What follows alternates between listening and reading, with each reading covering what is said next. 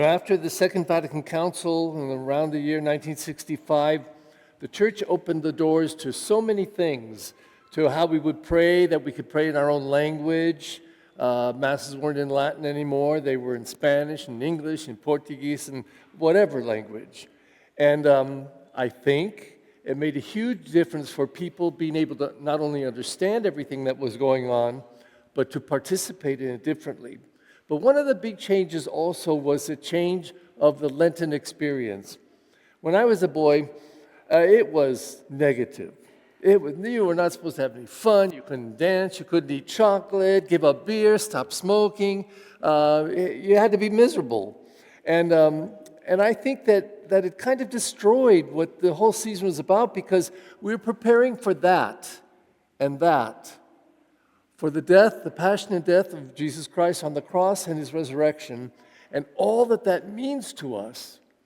But we were so busy trying to be miserable, thinking that was the best way to approach it. So, a lot of things, for example, remember, we couldn't meet on Friday, any Friday of the year, let alone in Lent.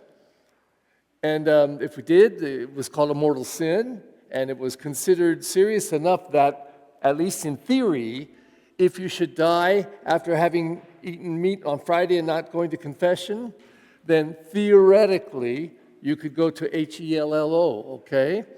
But all of that changed, and the church began to see it this way. This season is so holy, it is so profound, it is so rich in grace, that if we take care to do some things during this time, we will be ready for that and that in unimaginable ways. So we can still do what we once did. You can not go to parties, don't dance, don't eat chocolate, but you're always supposed to give up the thing you love most. Don't say, I won't eat cauliflower, but I never eat cauliflower. No, that's not good. Do something that you really are going to miss. So some of you may choose to do that. That's fine. That's fine. But I'll suggest another way you can do that same thing, but for a different reason. Not to suffer, but to connect with, to unite with people who are struggling. I mean, really struggling. Let's say, if you like chocolate, I'll say, I'm going to give up chocolate for Lent. Not because I want to suffer, but I want to connect with all those people living down by the river that don't even eat every day. I'm going to give up watching so much television or playing all the games on the computer, because I want to think of people who are sleeping on the pavement and just connect with them, so that maybe through this Lent, my heart will open up in a way that I am so much more compassionate, so much more willing to help other people, and maybe not to judge people, but to see them and accept them as they are, and maybe feel some compassion and love for them, maybe even some generosity. But there still is yet another way we can approach Lent, and that is to do something more. Not stop doing something, but start doing something. So some people come to Mass every day during Lent. It's beautiful, if you can do it. Some people decide they're going to read a little scripture every single day. Maybe to go on that usccb.org and pull up the scriptures of the Mass that day and read at least the Gospel. And so that this Lent may be a way of opening up to more experience, more opportunities for grace and blessing. But in any case, I hope that it will lead up to a fantastic experience of Holy Week. And when we get to Holy Week, we start off on Palm Sunday with the reading of the Passion this year in Luke. And then there's a Chrism Mass downtown where the bishop blesses all those oils that are on the wall there that they will use for all the sacraments. And hundreds of priests will be there, and it's a beautiful ceremony. And then on Thursday, we celebrate Holy Thursday with the Last Supper and the washing of the feet. And I know there's some people in our church, I'm going to say well over half, who have never been to Holy Thursday. Maybe this year could be the difference. And then on Good Friday, of course, we have, again, the reading of the Passion, this time by John.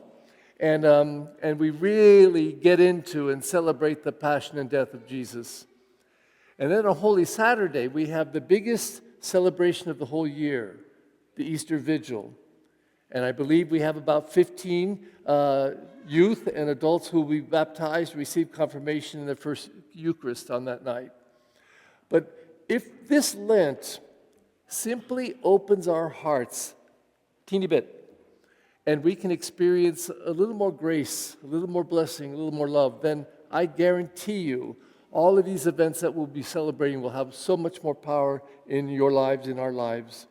And that's the invitation I think that I'd like to give most of all tonight. No voy a repetir exactamente todo, pero yo quiero mencionar que la práctica antes era ser miserable durante Cuaresma. Ay, no puedo comer mi chocolate, pero me gusta chocolate, o no voy a fumar, o tener mi cerveza cada día. Y está bien si no quiere hacer esas cosas, pero no porque queremos ser miserables. Este es un tiempo de alegría, es un tiempo de gracia. Estamos preparando por la Pascua y vamos a apreciar el amor de la pasión de Cristo en la cruz. Entonces queremos hacer cosas, posiblemente más cosas. Si es posible venir a la misa cada día o leer la escritura cada día, el mínimo el evangelio de la misa por cada día, puede encontrar en el internet. Pero posiblemente podemos hacer algo extra que puede abrirnos y abrir nuestros corazones a la presencia y amor de Cristo en nuestras vidas y podemos encontrar la gracia de este tiempo muy especial. Y cuando venimos a la Semana Santa, posiblemente asistir en algunas de las celebraciones, por ejemplo, Jueves Santo, porque hay mucha gente, más que un mitad de la iglesia, que nunca experimentó esta gran misa, la última cena. O participar en Viernes Santo, cuando tenemos la otra pasión de Cristo. Y posiblemente podemos asistir en la misa más grande de todo el año, la vigilia de Pascua. Están en la noche a las 8 y vamos a tener 15 bautismos de adultos y jóvenes en esta misa muy especial. Pero el punto es eso. Y yo entiendo que ese día es muy popular. Hay gente que piensa que no puede entrar al cielo si no reciben sus cenizas. Las cenizas son extra. No tiene que recibir las cenizas, pero posiblemente porque es gratis, no sé, pero a la gente le gustan sus cenizas. Está bien, pero yo creo que la palabra ese día explicó por qué. La segunda lectura dijo eso. Somos embajadores de Cristo. Y un embajador, por ejemplo, si yo era presidente de un país y yo quiero tener representación en muchas naciones, yo voy a apuntar embajadores que van a vivir en este otro país, ser mi conexión con este país. Y posiblemente puede hacer más paz en el mundo, porque tenemos representantes en estos lugares.